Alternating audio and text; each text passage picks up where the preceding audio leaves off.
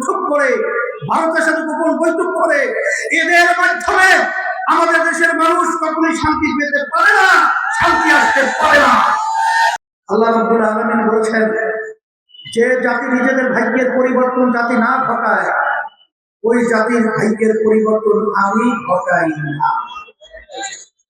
2024 5ই August দেশ অভ্যুত্থানের পরে এই দেশকে গড়া এবং মানুষ মুক্তি পাওয়া, এক কথায় দেশটা স্মরণের দেশ তৈরি করা, একটা সুন্দর পরিবেশ তৈরি হয়েছে। এই লক্ষ্য উদ্দেশ্য নিয়ে যখন আমরা আওয়াজ তুলেছিলাম ইসলামের পক্ষে একটা বাক্স, আলহামদুলিল্লাহ সারা বাংলাদেশের মানুষের সারাও সেভাবে আমরা দেখতে পেয়েছি। মানুষের উদ্বেগ উদ্দীপনা আলহামদুলিল্লাহ অনেক দেখেছি। মানুষ পরিবর্তনের একটা চিন্তা নিয়ে যখন তারা আওয়াজ করেছিল, তখন এক শ্রেণীর আবার ক্ষমতালোভীরা, স্বার্থন্বেষী ভাব এই ইসলামের পক্ষের বাক্সের পরিবর্তে তারা আবার ঘোষণা করলো ইসলামের নীতি আদর্শ দেশ চালাবে না, দেশ চালাবে প্রচলিত আইন এবং নীতি আদর্শ মাধ্যম। যখন এই কথা বললো তখন আমরা হতভম্ব হয়ে গেলাম। যখন তাদের এই চিন্তা আমরা দেখলাম তখন আমরা হতভম্ব হয়ে গেলাম।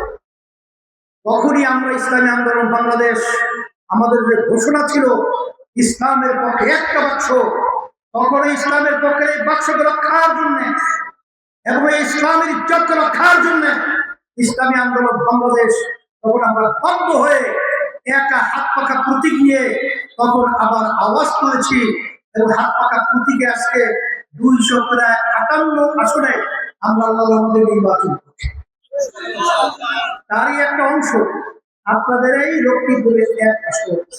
জাকির ভাই ব্যাপারে আমি আপনাদেরকে নতুন ভাবে আলোচনা করে বোঝানো আমার কোনো প্রয়োজন নেই, তবে আমি যতটুকু জানি জাকির ভাই ভালো মানুষ। আর আসতে বলে জাকির ভাই কি মানুষ? ভালো মানুষ। এবং যে নীতি তিনি বাস্তবায়ন করতেছে আদর্শ, সেটাও কালজয়ী তামাম দুনিয়ার ইতিহাসে সেটাও সবচেয়ে ভালো নীতি। সেই নীতিটা হলো ইসলাম। আমি হাত পাকা প্রতীক, শান্তির প্রতীক আমার জাকির হোসেন ভাই হাতে আমি উঠিয়ে দিয়ে আপনাদের সামনে আমানত হিসেবে রেখে গেলাম। আল্লাহ রাব্বুল আলামিন যেন হাত পাকা প্রতীকের প্রার্থী জাকির ভাই সহ সমস্ত প্রার্থী থেকে আল্লাহ বিজয়, আল্লাহ মালা গলায় আল্লাহ পরিধান করায়। আর দক্ষিণের 2 আসনে আমাদের হেলালউদ্দিন মাওলানা, তাকে হাত পাতা হাতে উঠিয়ে দিয়ে আমি আপনাদের সামনে হিসেবে দেখলাম। আর আমাদের লক্ষ্মীপুর 3 আসনে আমাদের ক্যাপ্টেন ইব্রাহিম সাহেব, তার হাতে উঠিয়ে দিয়ে